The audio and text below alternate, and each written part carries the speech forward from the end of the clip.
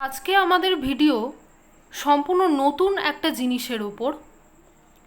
একদিন আমরা টেক্সটের ওপর ভিডিও করেছি, গ্রামারের ওপর ভিডিও করেছি, আজকে রাইটিংয়ের ওপর ভিডিও। আজকে আমরা শিখব সামারি রাইটিং। সামারি রাইটিং বিষয়টা ঠিক কি না, আমরা গাইড বুকে আমাদের টেক্সটের একটা ছোট অংশ দেয়া থাকে, আমরা দেখেছি, সেটাকে বলে সামারি। আমাদের গাইড বইতে এটা থাকে। সামারি রাইটিং জিনিসটা ঠিক কি না, আমরা যে গোটা টেক্সটটা পড়ি সেই গোটা টেক্সটেরই গোটা গল্পটা ছোট্ট করে দেওয়া আছে। ওই ছোট্ট অংশটার মধ্যে কোনো পরিবর্তন কিছু করা হয়নি, বা মূল টেক্সট থেকে যে কিছু কম আছে তা কিন্তু নয়। মূল টেক্সটটা যা বিষয় আছে ছোট অংশটাও তাই আছে, শুধু পরিবর্তনটা এটাই যে সেটা হচ্ছে সাইজে ছোট, মূল বিষয়টা একই আছে। সামারি রাইটিং অনেকটা বনসাইয়ের মতো। বনসাই জিনিসটা কি, আমরা বড় বড় বট গাছ, অশ্বত্থ গাছ বা অনেক বড় বড় বৃক্ষ আমরা তো দেখি। বনসাই হচ্ছে ওই রকম বৃক্ষকেই একটা জায়গায় ছোট্ট করে রাখা। বট বা অশ্বত্থ এবং বড় বড় যে সমস্ত গাছ আছে তাদেরকে এমনভাবেই টবে বড় করা যাতে গাছটা এই রকম ছবির মতন দাঁড়ায়। এই ছবিটা দেখে মনে হচ্ছে একটা বিরাট বড় বৃক্ষ, তো কিন্তু এই বিরাট বড় বৃক্ষটাই একটা ছোট্ট টবের মধ্যে যেন শোপিসের মতন রয়েছে। এটাই হচ্ছে বনসাই, বিশেষ ধরনের গাছ বড় করার একটা প্রক্রিয়া, যাতে গাছটা সম্পূর্ণ বড় হবে কিন্তু সাইজে ছোট হবে। এখানে গাছটা কিন্তু তার সমস্ত জীবনটা আছে, গাছের পুরো জীবনটাই এখানে সম্পূর্ণ হয়েছে, কিন্তু সে সাইজে ছোট। আমাদের সামারি কিন্তু অনেকটা এই রকমই। পুরো যে টেক্সটটা, সেই পুরো টেক্সটটা একই থাকবে, তার সমস্ত মানে, কথা সব কিছু এক থাকবে, শুধু সাইজটা ছোট হবে। এটাই হচ্ছে সামারি রাইটিং। এবার সামারি রাইটিং ঠিক কীরকম হয়, যেমন আমরা এখানে দেখতে পাচ্ছি একটা প্যাসেজ দেওয়া আছে। আমাদের পরীক্ষাতেও কিন্তু এই রকম একটা প্যাসেজ দিয়ে দেবে।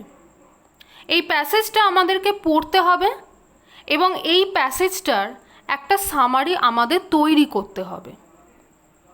অর্থাৎ কি, এই প্যাসেজটা আমাদের ছোট করে লিখতে হবে, কিন্তু প্যাসেজের মূল বিষয় যেন অপরিবর্তিত থাকে, শুধু সাইজেই যেন ছোট হয়। এবার আমরা জেনে নিই সামারি রাইটিংয়ের কী কী রুলস অ্যান্ড রেগুলেশনস আছে। প্রথম রুল হচ্ছে রিড দ্য প্যাসেজ থরোলি। প্রথমে আমরা যখনই একটা সামারি প্যাসেজ পাবো সেটাকে আমরা থরোলি পড়ে নেব, খুব ভালোভাবে পড়ে নিতে হবে।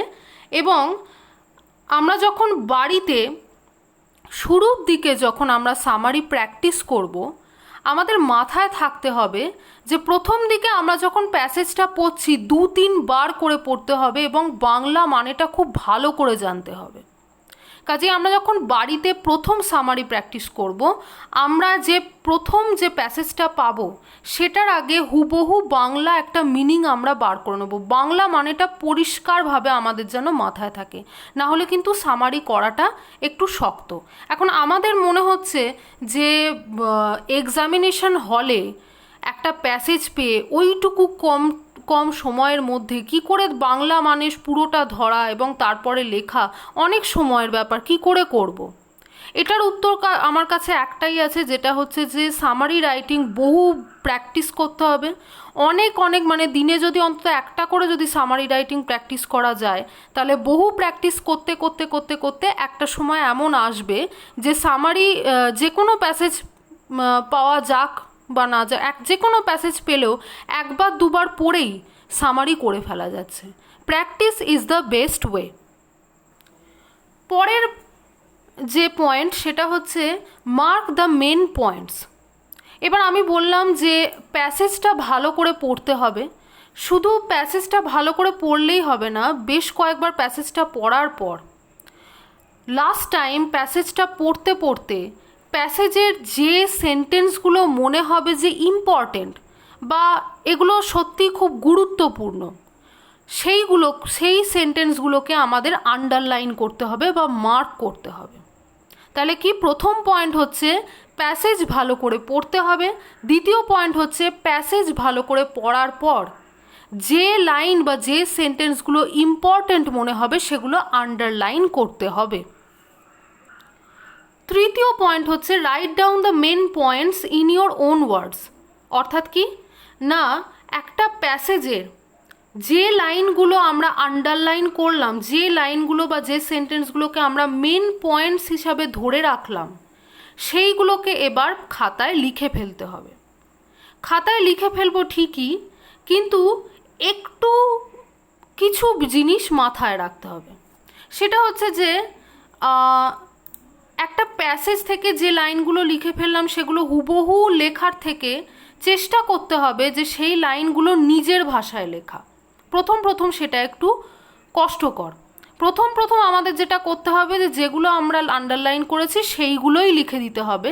হ্যাঁ, কিন্তু যদি কোনো লাইন, যেটা আমি আন্ডারলাইন করেছি, এমন কোনো লাইন যদি আমরা দেখি যে সাইজে অনেক বড়, তাহলে কিন্তু সেই লাইনটাকে আমরা নিজস্ব ভাষা দিয়ে বেশ খানিকটা ছোট করে ফেলব।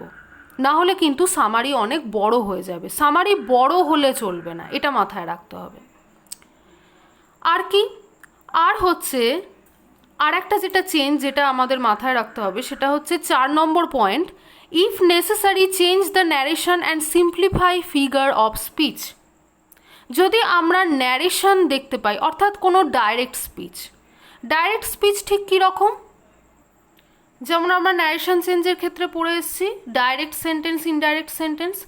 আমরা যদি এইরকম কোনো ডাইরেক্ট সেন্টেন্স পাই, যেমন he said I am not a bad boy, inverted কমার মধ্যে, মানে এইরকম ডাইরেক্ট সেন্টেন্স আমরা যদি পাই, তাহলে সেটা কিন্তু আমাদের ইনডাইরেক্ট করে নিতেই হবে। তাহলে আমরা যদি এইরকম কোনো ডাইরেক্ট সেন্টেন্স পাই, তাহলে সেটা আমরা অবভিয়াসলি ইনডাইরেক্ট করে নেব। He said that I am not a extremely sorry, that he is not a bad boy. He said that he was extremely sorry. He said that he was not a bad boy. He said I am not a bad boy. He said that he was not a bad boy. তাহলে এইভাবে আমরা narration change already জানি কিভাবে করতে হয়, আমি একটা just দেখিয়ে দিলাম। এইভাবে আমাদের ন্যারেশন চেঞ্জ করে নিতে হবে। এছাড়া কি আছে,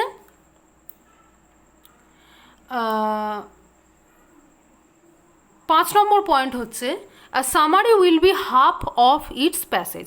আমি প্রথম থেকেই বলছি যে সামারি কিন্তু মূল প্যাসেজের থেকে ছোট হবে, কিন্তু এখন প্রশ্ন হচ্ছে যে সেটা কতটা ছোট হবে। মাথায় রাখতে হবে একটা সামারি কিন্তু আমাদের যে মূল প্যাসেজটা দেয়া হয়েছে তার ঠিক হাফ হবে। হাফ বলতে ঠিক কীরকম, আমরা কিন্তু সেন্টেন্স বা লাইন অনুযায়ী হাফ দেখতে পারবো না। মূল যে প্যাসেজটা আমরা পাবো, আমরা একটুখানি গুনে নেব যে সেই প্যাসেজটায় মোটামুটি কতগুলো ওয়ার্ডস আছে। যদি দেখি 100টা ওয়ার্ডস আছে, তাহলে সামারি হবে ঠিক তার হাফ, 50 ওয়ার্ডস। তাহলে এইভাবে আমাদের করতে হবে। যদি মূল প্যাসেজ হয় 200 ওয়ার্ডসের, তাহলে সামারি হবে 100 ওয়ার্ডস। এবার হ্যাঁ, 100 ওয়ার্ডসের থেকে 10 কমও হতে পারে, 10 বেশিও হতে পারে, তাতে কোনো ক্ষতি নেই। 100 ওয়ার্ডসের জায়গায় যদি 90 ওয়ার্ডস হয় কোনো অসুবিধে নেই, 110 ওয়ার্ডস হলেও কোনো ক্ষতি নেই, কিন্তু 110-এর বেশি বা 90-এর কম যেন না হয়, এইটা আমাদের মাথায় রাখতে হবে। এবারে আমরা একটা প্যাসেজ দেখে নেব এবং এই প্যাসেজটার আমরা সামারি করব। আমি এখানে একটা ছোট প্যাসেজ বেছে নিয়েছি, কারণ খুব বড় প্যাসেজ আমরা ভিডিওতে দেখাতে পারবো না। তো প্যাসেজটা আমরা পড়া শুরু করি। আগে আমি প্যাসেজটা ভালো করে পড়ব এবং বাংলা মানেটা আমি তার সাথে বলে দেবো। পুরো বাংলা মানেটা বলবো প্যাসেজের, তারপরে আমি আরেকবার পড়া শুরু করব। দ্বিতীয়বার যে পড়াটা শুরু করব সেটাতে কিন্তু আমি আস্তে আস্তে প্যাসেজের মূল যে পয়েন্ট বা মেন যে সেন্টেন্সগুলো সেগুলো বাছাই করা শুরু করব। আচ্ছা, শুরু করি।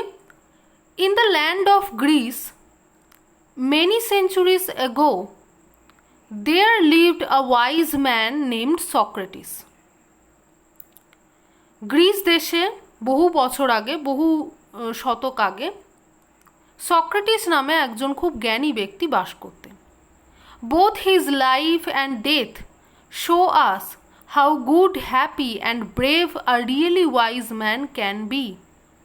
ওনার জীবন এবং মৃত্যু থেকে, মানে জীবন থেকে মৃত্যু পর্যন্ত আমরা দেখতে পাই যে কতটা ভালো, মানে সুখ দুঃখ মিশ্রিত এবং অনেক সাহসী পদক্ষেপ মিশ্রিত একটা জ্ঞানী মানুষের জীবন হতে পারে। He was born in Athens in 469 BC. 469 BC means before Christ, মানে যীশু খ্রিস্টের জন্মের আগে, 469 সাল আগে এথেন্স শহরে উনি জন্মগ্রহণ করেছিলেন। Athens was a great and wealthy city. Athens কিন্তু খুব সুন্দর, বড় এবং খুব ধনবান দেশ ছিল ইন দোজ ডেজ, ওই সময়। But Socrates was so poor and ugly that his friends could not help লাফিং অ্যাট হিম। কিন্তু সক্রেটিস এতটাই গরিব এবং এত বিচ্ছিরি দেখতে ছিল যে তার বন্ধুরা না হেসে থাকতে পারতো না। He wore only one garment and his feet were always bare. Socrates শুধুমাত্র এক ধরনেরই জামা কাপড় পরতেন এবং তার পা অর্ধেক সময় খালি থাকতো, মানে তার পায়ে কোনো জুতো থাকতো না বা কিছু থাকতো না। Thus, he went about the street of Athens talking to all class of people about the right way of living. তিনি এই অবস্থাতেই এথেন্সের মধ্যে ঘুরে বেড়াতেন, সমস্ত রকম লোকেদের সঙ্গে কথা বলতেন এবং তাদেরকে উপদেশ দিতেন জীবনে কিভাবে সুস্থভাবে বেঁচে থাকতে হয়। ক্লিয়ার হলো আমাদের মিনিংটা? এইবার আমরা আবার আরেকবার পড়ব প্যাসেজটা। এবারের পড়াটা কিন্তু অন্যরকম হবে। আমরা আস্তে আস্তে সেই প্যাসেজগুলোকে আন্ডারলাইন করতে থাকবো, যেগুলো আমাদের, যে সেন্টেন্সগুলো আমাদের মনে হবে যে সামারি লেখার জন্য ঠিকঠাক। প্রথমে কি আছে? In the land of Greece many centuries ago there lived a wise man named Socrates. প্রথম লাইনটা কিন্তু পরিষ্কার বলে দিচ্ছে যে এই যে প্যাসেজটা, এটা কিন্তু সক্রেটিস সম্পর্কে লেখা হয়েছে। আর আমাদের মাথায় রাখতে হবে সামারি লেখার ক্ষেত্রে প্রথম লাইনটা যেন বাদ না পড়ে, কারণ একটা প্যাসেজের প্রথম লাইনে অনেক কিছু বলা থাকে, প্রথম লাইনটা বাদ দিয়ে দেওয়াটা ঠিক নয়। কাজেই আমরা প্রথম লাইনটা আগে লিখব, কিন্তু এই লাইনটা একটু বড় আছে, আমি সেই জন্য এই লাইনটা একটুখানি ছোট করে নেব। কিভাবে করব দেখি। কি হলো উত্তর? Many centuries ago a wise man named Socrates lived in Greece. পরের সেন্টেন্স দেখে নি। Both his life and death show us how good and happy and brave a really wise man can B. তার জীবন থেকে আমরা এটা পরিষ্কার বুঝতে পারি যে তার জীবন থেকে মৃত্যু পর্যন্ত আমরা এটাই বুঝতে পারছি সে কতটা সুখ দুঃখ এবং সাহসী একটা মানুষ ছিল এবং তার জীবনটা কতটা সুন্দর হতে পারে। আমার মনে হচ্ছে এই সেন্টেন্সটা সামারির জন্য অতটা গুরুত্বপূর্ণ নয় যতটা পরের সেন্টেন্সটা গুরুত্বপূর্ণ। পরের সেন্টেন্সটা কি আছে? He was born in Athens in 469 BC। এইটা কিন্তু আমরা B.C, আমরা এইটা কিন্তু আমরা কোনো রকম চেঞ্জ করব না, আমি এটা একদম সরাসরি লিখে দিচ্ছি। লিখে দিলাম, হয়ে গেল আমাদের সামারির দ্বিতীয় লাইন। পরের line, Athens was a great and wealthy city in those days. Athens সেই সময় অনেক ধনবান দেশ ছিল। আমার মনে হচ্ছে এই প্যারাটা যে এই প্যাসেজটা যেহেতু সক্রেটিসকে লেখা হচ্ছে, সক্রেটিসকে নিয়ে লেখা হচ্ছে, এথেন্সের বিবরণটা আমার মনে হয় উজ্জ্ব থাকাটাই ভালো, এটা দেওয়ার খুব বিশেষ প্রয়োজন বলে মনে হচ্ছে না। পরের লাইনটা কি আছে? But Socrates was so poor and ugly that his friends could not help লাফিং অ্যাট হিম। এই লাইনটা আমরা ইউজ করতে পারি, কিন্তু আমার মনে হয় এই লাইনটার প্রথম এইটুকু অংশ দিলেই হবে, Socrates was very poor and ugly, এইটুকু দিলেই হবে। এইটুকুই আমরা দিয়ে দিই। এসে গেল তৃতীয় line, Socrates was very poor and ugly. চতুর্থ লাইন কি হচ্ছে? He wore only one garment and his feet were always bare. এই লাইনটা আমার মনে হয় পুরোটা লিখে দিলেও দেওয়া যেতে পারে। আমি এই লাইনটা সামারির জন্য বেছে নিলাম। এসে গেল আমাদের সামারির চতুর্থ সেন্টেন্স। এবার পঞ্চম সেন্টেন্স কি সেটা দেখে নেওয়া যাক।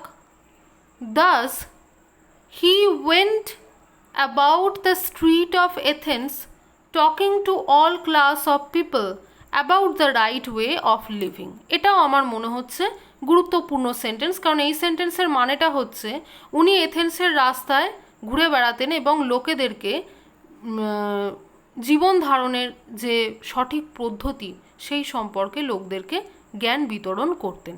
এই অংশটা আমার মনে হয় ঠিক, কিন্তু সেন্টেন্সটা যেহেতু খুব বড় আছে এবং একটু জটিল আছে, আমরা একটুখানি সহজ করে নেব এবং একটু ছোট করে নেব। লিখে নিই আমাদের শেষ sentence. He used to talk to all class of people about the right way of living. তাহলে এইভাবে আমরা সামারি করলাম। Many centuries ago, a wise man named Socrates lived in Greece. He was born in Athens in 469 B.C. Socrates was a very poor and ugly. He wore only one garment and his feet were always bare. He used to talking to all class of people about the right way of living. এইভাবে আমরা করে নিলাম summary. বোঝাই যাচ্ছে আমি মূল প্যাসেজটা পড়েছি আর এই সামারির প্যাসেজ পড়ছি, মানে মূল প্যাসেজের যে প্রধান বিষয়গুলো, প্রধান সেন্টেন্সগুলো, শুধু সেই সেন্টেন্স বা সেই লাইনগুলোই আমরা বেছে নিয়ে সেগুলোকে প্রয়োজন অনুযায়ী ছোট করে বা সেগুলোকে সহজ করে একটা এইভাবে আমরা একটা প্রেজেন্টেশন তৈরি করলাম, যেটার আমরা নাম দিচ্ছি সামারি। এবার আমরা দেখে নিই যে মূল প্যাসেজে মোট কতগুলো ওয়ার্ড ছিল আর আমাদের সামারির প্যাসেজে ঠিক কতগুলো ওয়ার্ড হচ্ছে। আমি মূল প্যাসেজটা সিলেক্ট করে নিয়েছি। মূল প্যাসেজে আমাদের কম্পিউটার বলছে 98টা ওয়ার্ড হয়েছে, তাহলে সামারির মোটামুটি ওয়ার্ড হতে হবে 98-এর ঠিক হাফ, অর্থাৎ মোটামুটি 49টা ওয়ার্ড সামারিতে হতে হবে। মানে 49, 50 কিংবা আমি আগেই বলেছি যে 10 আগু পিছু হতে পারে, অর্থাৎ 49 যদি হয় তার মানে 39 হতে পারে, 39 পর্যন্ত, অথবা ওইদিকে 59 অবধিও হতে পারে। আমরা দেখে নিই আমাদের সামারির প্যাসেজে কতগুলো ওয়ার্ড হয়েছে। 51টা ওয়ার্ড। তাহলে কম্পিউটার বললো 51টা ওয়ার্ড, তাহলে আমি বলেইছিলাম যে হয় 49 কিংবা তার এক বেশি, মানে মোটামুটি কিন্তু আমাদের সামারি একদম ঠিকঠাক হয়েছে। এইভাবে আমাদের সামারি রাইটিং শিখতে হবে। আর আমি বারবার যেটা বলেছি যে প্র্যাকটিস করতে হবে, অন্তত দিনে একবার একটা করে যদি সামারি প্র্যাকটিস করা যায় তাহলে কিন্তু পরীক্ষার সময় একবার প্যাসেজটা পড়েই সামারি খুব তাড়াতাড়ি করে ফেলা যাবে। Practice is the best way. তাহলে এর সাথে সাথেই আমাদের এখানে সামারির ভিডিও এখানেই শেষ করছি। পরবর্তী কোনো রাইটিংয়ের ভিডিও নিয়ে আবার ফিরে আসবো।